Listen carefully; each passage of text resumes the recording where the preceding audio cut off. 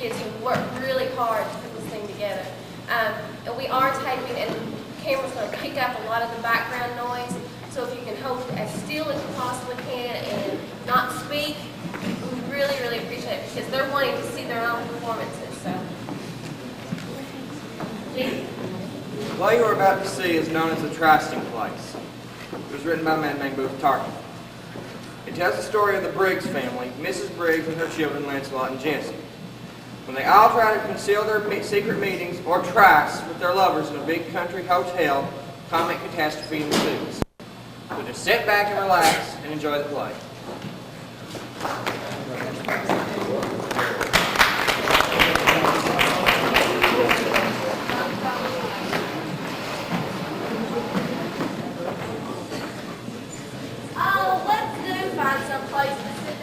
Oh, wasn't that divine? You danced simply divinely. Oh, please sit down. I ain't sit down.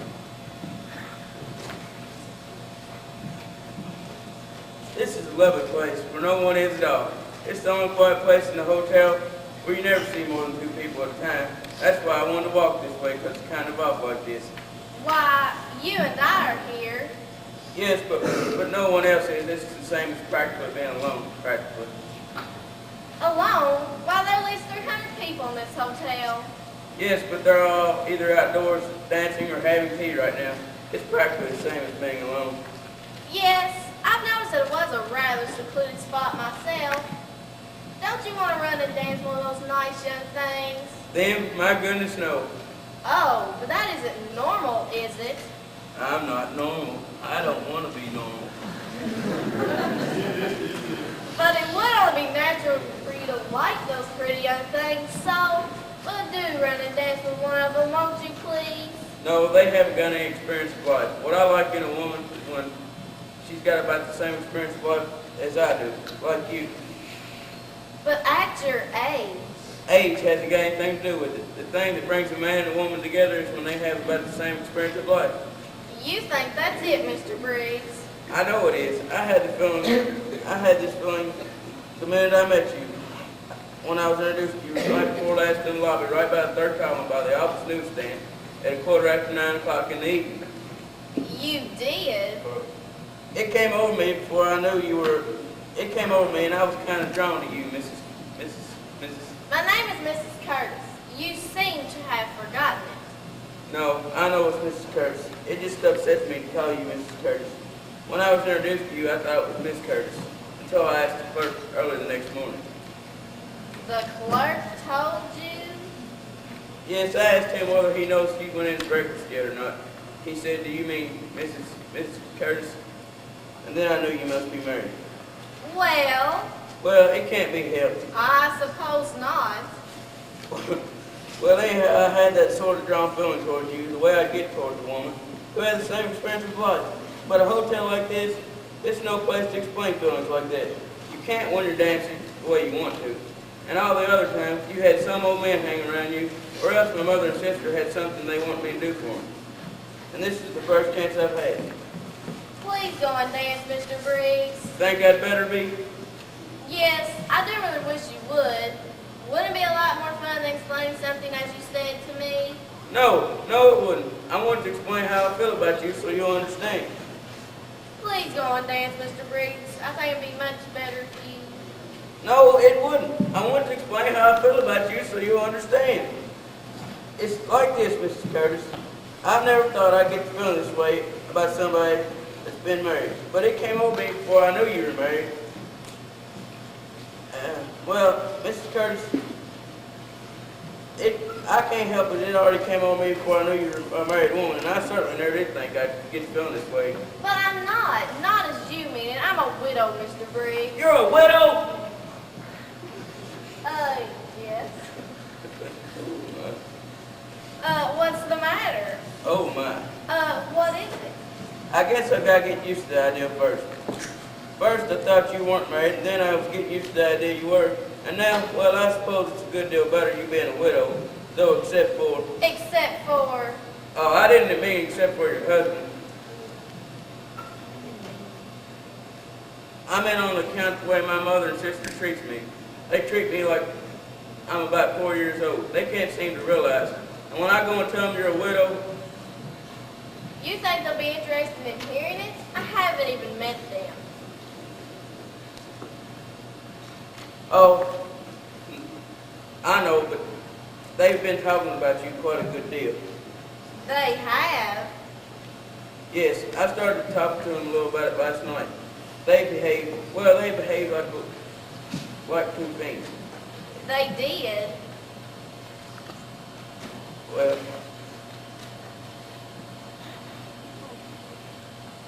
you know how people are in hotels like this, wondering if some old woman is some old man's wife or just a trained nurse, and so on. I knew from the moment I met you, of course my family noticed you right away, and then after I met you, they said a lot more about you. Golly. Oh, really? They watch me like a hawk. I know what they'll say now when I tell them you're a widow. Do you?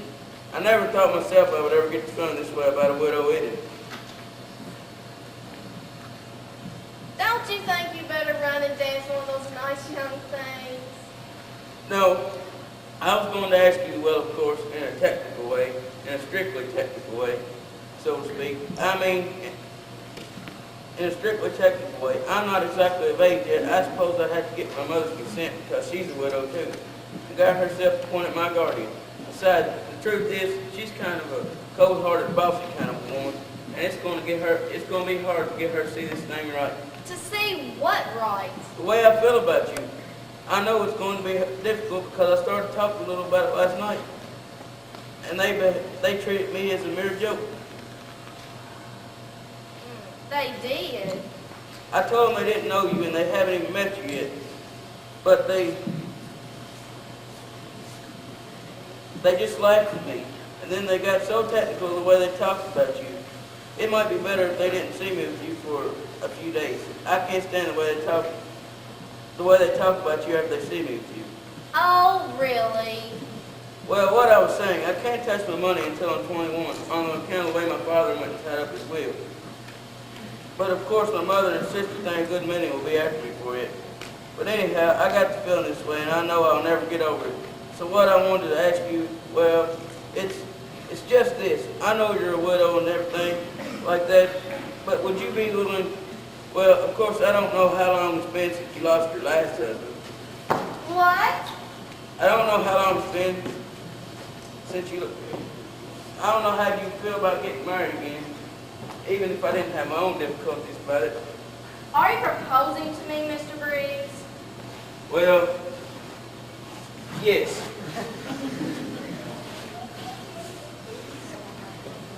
Oh my God, they watch me like a hawk. There's my mother, and Perhaps it was time. there's my sister Jessie. What of it? I told you they behave like two fiends when they see me with you. It's probably better. They'll probably just go right on. Excuse me, if you have to go, please come back. Lancelot! Mama, where's Lancelot? I was sure I saw him here just a second ago. So was I. It's very odd. Yes, very. I beg your pardon, but I'm under the impression that you've met my son. Yes. Wasn't he here just now? Yes, he was. Would you be good enough to tell me, did he leave here to go to his room? I don't think so. He didn't say so. She's a very bold type. Yes, very. I don't see how that little goose got away. If you were coming from that direction, and I'm from just yonder, I suppose he thought we would say something that would embarrass him before her. I suppose she's 35. I've heard of such people, but I never saw one before. Well, I regard her as distinctly the dangerous type of adventuress. Certainly. Her not having told the child frankly in the first place that she's a widow. One of the clerks told me she was. Oh, she did that to flatter him into believing he's a real grown-up, man in the world, having an affair. So that when he's sufficiently entangled, she can tell him she's a widow, and by that time, we don't know what he'd do. A country just to set a peace, probably. Last night we were trying to teach him a little common sense about strange people in hotels. What was it he said she was? An angel. Oh yes, one of heaven's highest angels. He said he wouldn't listen to one of heaven's highest angels getting talked against by a lot of women. That probably hurt him in the next suite. Well, You better go see where he slipped off you, Jesse. He'll try to find her again as soon as he can. I played 3 times around the course today. Do you mind if I just sit here a while and rest? Well, why don't you go to your room? Oh, I'm just too tired. Hadn't you better? Keep her in sight? Yes, that's easier than trying to keep him in sight. So you're going to your room in only a minute? Yes, in only a minute. I really think you better go, Mama. He might. No, I'll see to that.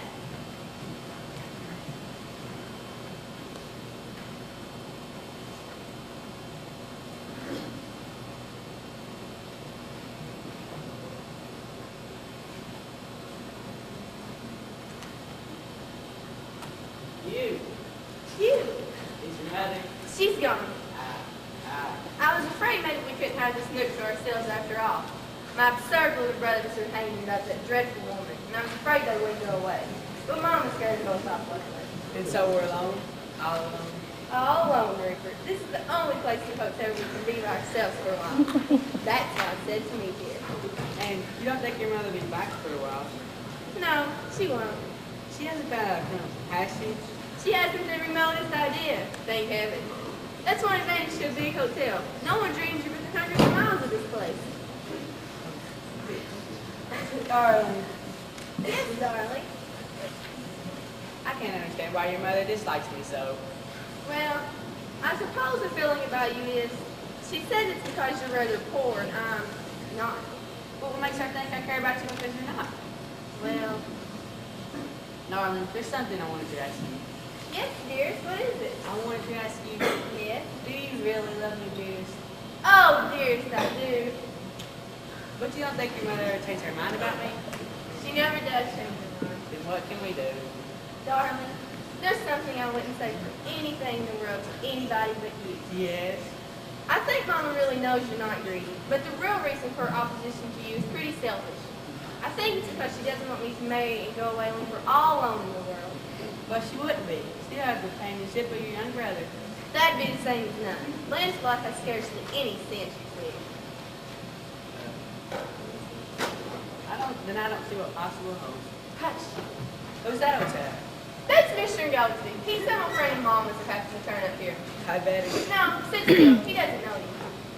Good afternoon, Mr. Goldsby. Did you play golf today? No. Has your mama been here? Here? Yes, here. I think she's somewhere looking for Lancelot. Oh, really? Would you like me to tell her something when I see her? No, Well, I do hope nobody else will come poking about like that because No, we're all alone again now.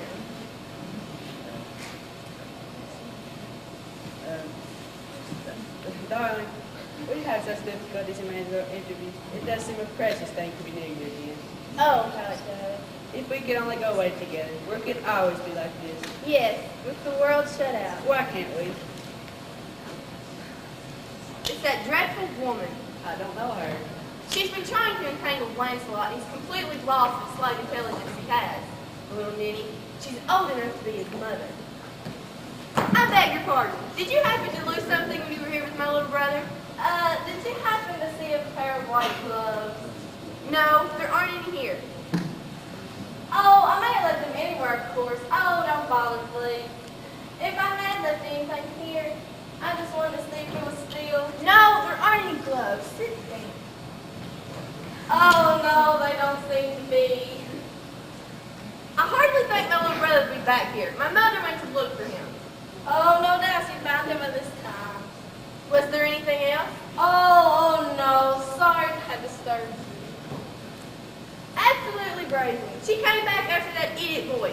Thought he'd probably come back here. Darling. Yes, darling. Oh my God! What's the matter, darling? It's your mother. Oh, God. I gotta.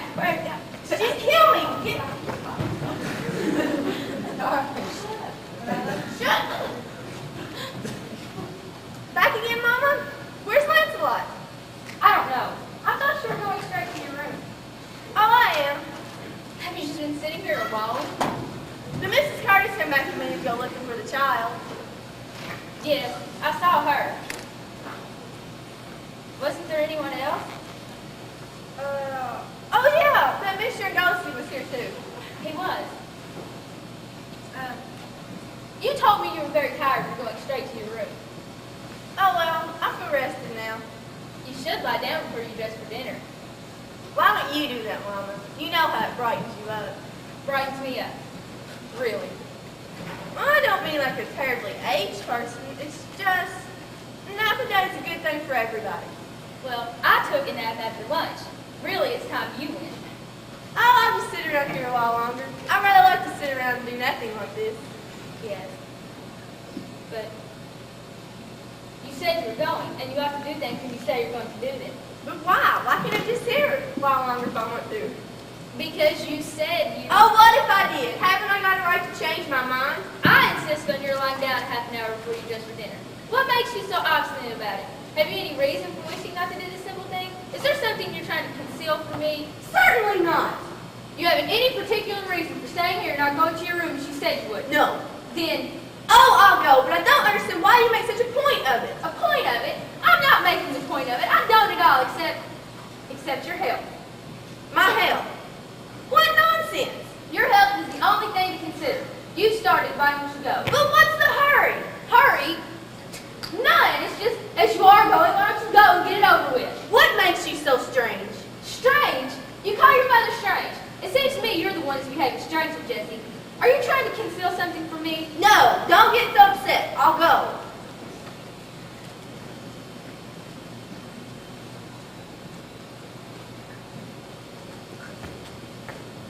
Oh, I was here a while ago, a little earlier than our appointment, if I may call it so. Well, I suppose it could be called an appointment, in a way. I suggested this spot because I had something to say to you, and I couldn't very well say that with a lot of other people around. And you know, this right here, it's a pretty secluded spot. You know what I'm saying? And you know, it's really something important. Is it something very mysterious, Mr. Ingoldsby? I wish you wouldn't call me that. You want me to call you Henry? You want Steve? Yes, but that was pretty long ago. I called you Fanny then. Well, I don't think we should ever refer to it.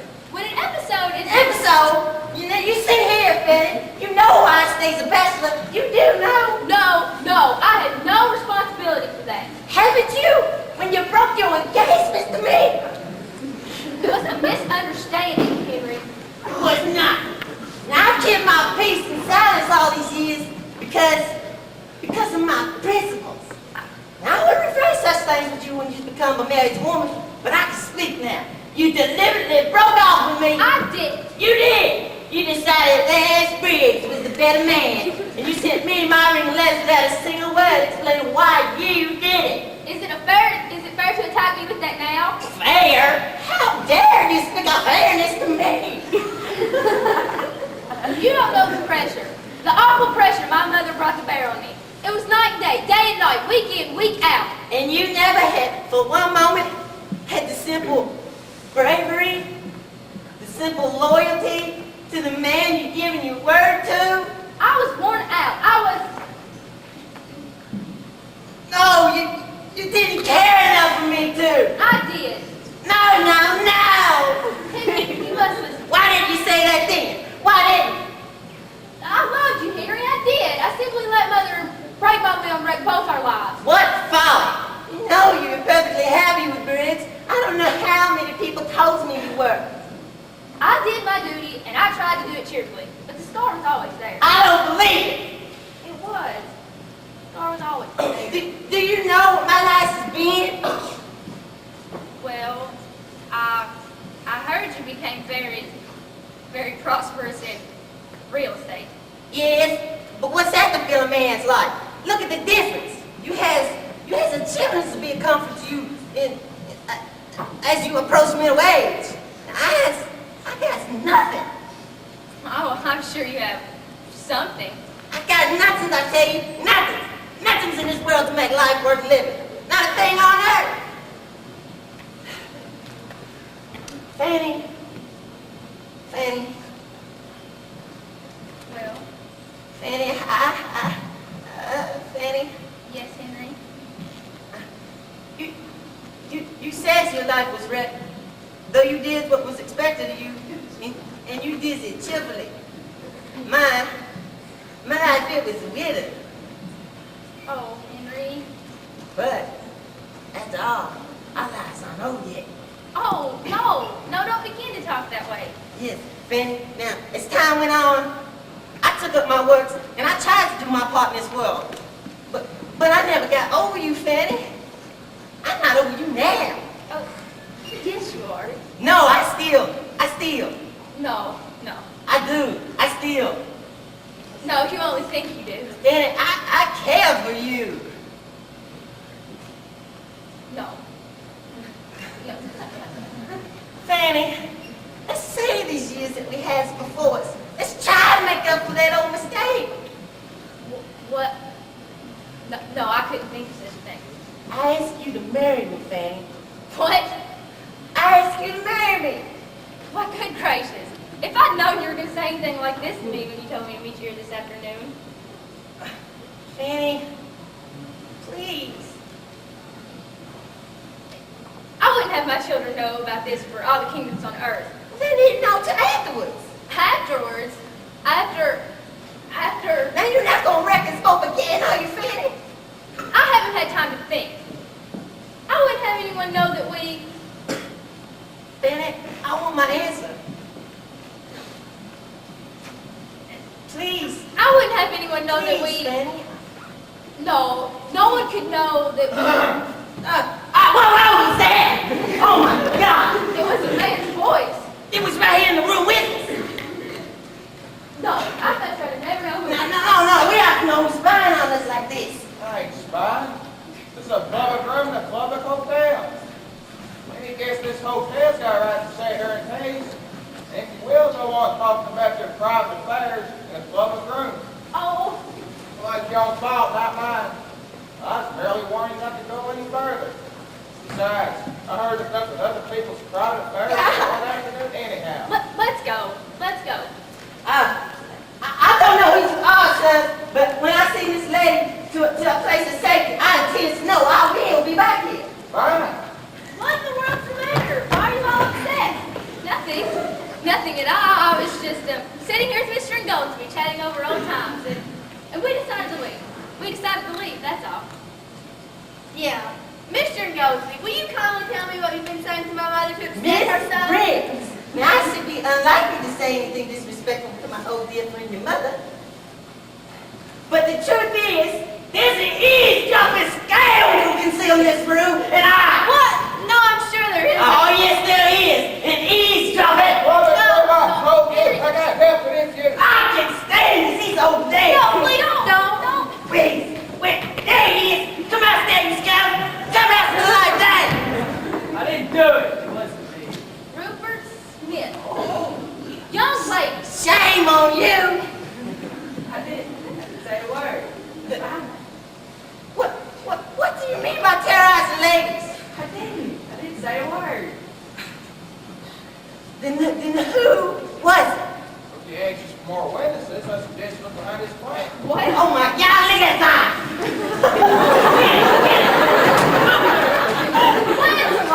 Boy, what you thinking? You'll get me, but I'll make you both sorry you did. What do you mean by terrorizing ladies and eavesdroppings and... I couldn't help it. I was absolutely honorable, but neither of you ever gave me a single chance to get away. Be quiet, Lancelot. Quiet, me. In the first place, don't call me Lancelot anymore. I've been trying to break you of it long enough, and now I will. How long were you under there? Long enough to get tired of hearing each other call one another darling. Good gracious, you don't think I enjoyed it, do you?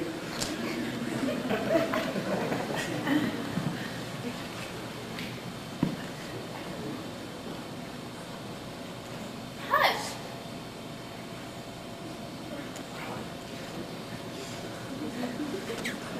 Be quiet, Lancelot. Did you hear me say not to call me Lancelot? I mean you too. Oh, well, if it wasn't you, and it wasn't this guy, then whose was it? I would have told you to look behind the flyer, would I?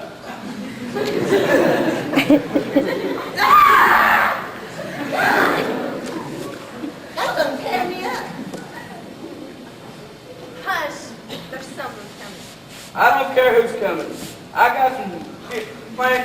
teacher and I intend to settle them in my own way. And whoever I would like to make a number of this family. It's her. Oh, I'm afraid I... No, wait. I just been talking to them about you. We don't have to tell them. They already know you're a widow. We don't have to bother with that anyhow. We don't, Mr. Briggs. No. I've learned a good many things since I've seen you last, and I intend to tell you the whole business. Shut your mouth, Lancelot. Well, what would it matter? There's someone else here that knows the whole business anyway. What did you say, Mrs. Briggs? Girl, don't talk back to her. She made a sensible remark. There's a person can sit in this room. Oh, dear, how did you know? What? Nothing. You know what? I believe I know where he is. I'm just gonna pay him out. Oh, please stop. Why? It's a friend of mine. A friend of yours? I'll answer for him. He'll never mention anything. He wouldn't be interested. He doesn't know any of you. No, he doesn't care to. Now, I've seen him, you know, it's a total stranger to you, but it wouldn't be a stranger to quite a lot of people in this hotel that I know. that doesn't excuse. What doesn't? Well, he's got a right to keep her engagement and secret as long as he wants to, hasn't he? Well, there's people in this hotel know about it, saw her face. That's why she said it made her hair become so quiet. That doesn't excuse. It's more your fault than anybody else. I was awake all last night on the noise of train. I was quietly asleep there till you woke me up. Who woke you So up? you did. Never knew a man made so much noise about proposing a second marriage. Oh my God. Friend? Mama? I'll speak to you and Mr. Rupert Smith after dinner. Henry, I don't see the propriety of continuing to argue with this intruder, whoever he may be. Sir, I hope you do have some shame for your conduct. Bless you, my dear. No, he's mine. Did he say a lady's got the right to keep her engagement a secret? Yes. To you? Yes, dear. Lancelot! Yes, Come on! Oh, what's the matter, Mr. Briggs? Nothing. Oh, you poor thing. What you say I am? After all, there's no one else here just now, darling.